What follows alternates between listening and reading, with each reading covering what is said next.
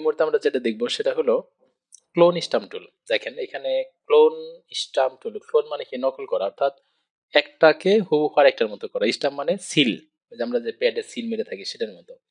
আচ্ছা, এটার কাজটা কি? এটার কাজটা করতে গেলে আমরা যে কোনো একটা ছবি নিতে হবে। কোন ছবিটা নিব আমরা? কোন ছবিটা নিব? এখান থেকে যে কোনো একটা ছবি আমরা এখান থেকে নিয়ে নিই।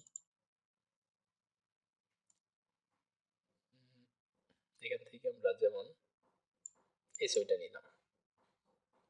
আচ্ছা, ক্লোন স্টাম্প টুলটা অনেকটা এই হেলিং স্পট টুলের মতোই। তো এটার কাজটা হলো আমরা মাউসের সাইজটা ছোট করে দিই এখান থেকে, একটু বড়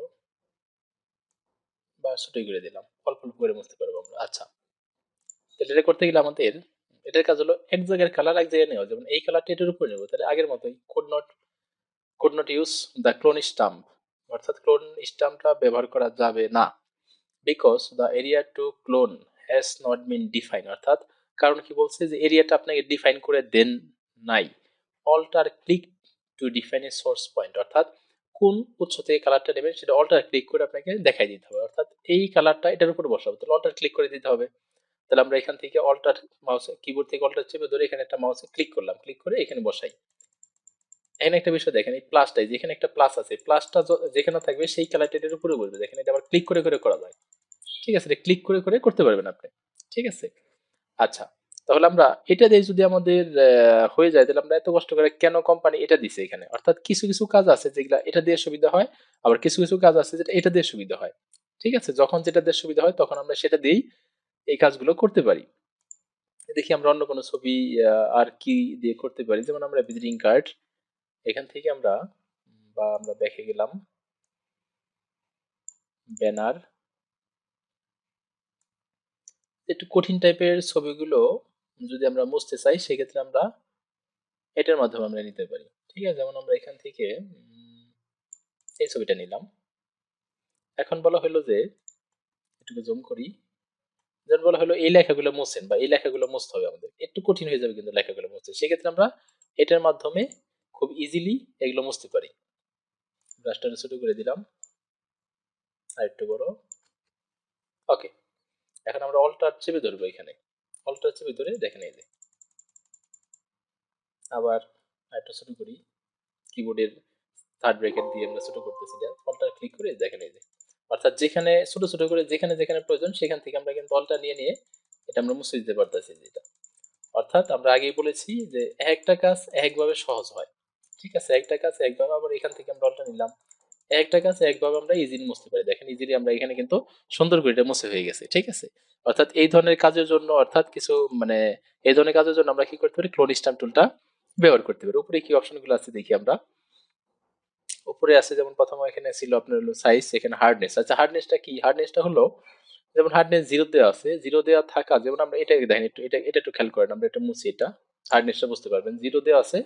এখন আমরা অল্টার চেপে ধরে এটা মুছি একটু, দেখেন এটা যেমন মুছলো। আবার আমরা যদি হার্ডনেসটা একটু 100% করে দিলাম সাপোজ, দেখেন আবার এই পাশে একটু মুছি, আমরা একটু দেখেন এই পাশে একটু অল্টার দিয়ে মুছি, দেখেন কেমন হলো।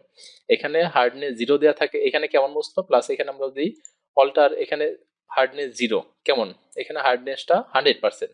অর্থাৎ হার্ডনেসটা হলো আপনার কতটুকু, মানে আপনার এটার সাথে কতটুকু মিশে যাবে, এটা কিন্তু মিশে নাই, কিন্তু এটা মিশে গেছে। অর্থাৎ হার্ডনেসটা যত কম দিবেন তত কম মিশবে, বেশি মিশবে। যেমন আমরা এখান থেকে কোনটা, এটা হার্ডনেস যদি আমরা 50% করে দিই, তাহলে আর একটু দেখেন এখানে আমরা দিলাম স্যাম্পল, দেখতে পারবেন দেখেন এই যে এখানে কেমন। আমার মনে হয় যে এটা থেকে এটাই সবচেয়ে ভালো মনে হয় হার্ডনেসটা, তাহলে এখানে 0 রাখাটাই বেস্ট। ঠিক আছে, এগুলো কি, এগুলো হলো যেমন এটা দিলে 0, এটা দিলে 100, এটা দিলে বিভিন্ন টাইপের ব্রাশ, অর্থাৎ আপনি কোন টাইপের ব্রাশ দিয়ে এটাকে মুছতে চান। দেখেন এরকম অনেক অনেক সময় দেখেন আপনি এমন একটা ছবি মুছবো, আমরা এরকম থাকে ব্রাশটা, বা এরকম থাকে বা এরকম থাকে, বিভিন্ন টাইপের ব্রাশ আছে এখানে দেখেন। আমরা একটু বড় করি, বা এখান থেকে আমরা এই অপশন থেকে যদি আমরা লার্জ করে দিই, লার্জ, তাহলে ব্রাশের আকৃতি দেখা যায়। অর্থাৎ কোন কিভাবে আপনি এটার মাধ্যমে যদি আপনি মুছতে চান, তাহলে এরকম মুছবে, এই ব্রাশের মাধ্যমে মুছলে এই ব্রাশের মাধ্যমে, এই ব্রাশ, এরকম বেশ কিছু ব্রাশ এখানে দেওয়া আছে। অর্থাৎ কোন ব্রাশের মাধ্যমে আপনি এই লেখাগুলোকে মুছতে চান সেই ব্রাশে এখানে চলে আসছে। ঠিক আছে, এটাই। তাহলে আমরা দেখলাম, এখানে দেখলাম এটা, এখানে অপাসিটিটা হলো যে আপনি এই যে মুছবেন এইগুলো, অর্থাৎ 100% থাকলে কি হবে, যেমন এটা মুছবো আমরা, অল্টার চেপে ধরে এটা মুছছি, এই যে। আচ্ছা, এটা এখানে ব্রাশটা চেঞ্জ করা আছে, আমরা এটা নিয়ে নেই, ব্রাশটা আকৃতি ছোট করে দিই, বাস অল্টার চেপে ধরে এটা মুছে দিলাম। দেখেন এটা, এটা মুছতে আছে 100% অপাসিটি, অপাসিটি হলো কমিয়ে দিলাম, তাহলে কি আস্তে আস্তে মুছবে, হালকা হালকা করে মুছবে। দেখেন তেমন একটা মুছতেছে না, অনেক অনেক অনেক সময় নিতেছে মোছার জন্য। অপাসিটি হলো বাড়াই দিলে তত তাড়াতাড়ি মুছবে এটা, এই যে। ঠিক আছে। আচ্ছা, ফ্লোটা তেমন একটা প্রয়োজন হয় না আমাদের।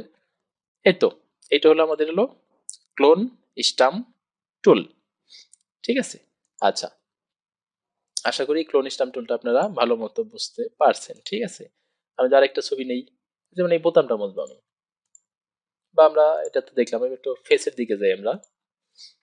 আমরা এখান থেকে যদি ফেসের স্পট মুছতে যাই, যেমন কিছুক্ষণ আগে কিন্তু আমরা স্পট মুছে দিয়েছিলাম।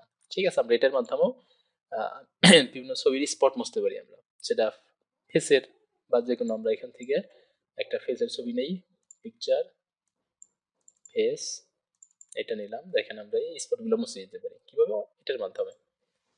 এই ক্লোন টুল, এটা একটু বড় করে নিই এখান থেকে আমরা, ওকে, আর একটু বড়, ওকে। ক্লোন টুলের সুবিধা হলো আমাদের পুরোটা একসাথে না মুছলে হয়, অল্প অল্প অল্প অল্প করে মুছা যায়। যেমন এটা মুছবো আমরা, তাহলে অলটাটি কাছাকাছি যায়, তো অলটা ক্লিক করলাম, দেখেন এই যে অল্প অল্প অল্প ক্লিক করে করে করে করে তারপর মুছতে পারলাম। ঠিক আছে। এখান থেকে এটা নিলাম, এই যে একই মুছে দিলাম, এখান থেকে নিলাম, এই যে মুছে দিলাম। ঠিক আছে, এইভাবে আপনারা মুছতে পারেন। আশা করি ক্লোন টুলের কাজটা বুঝতে পারছেন। ঠিক আছে, তাহলে প্র্যাকটিস করেন বেশি বেশি। ধন্যবাদ।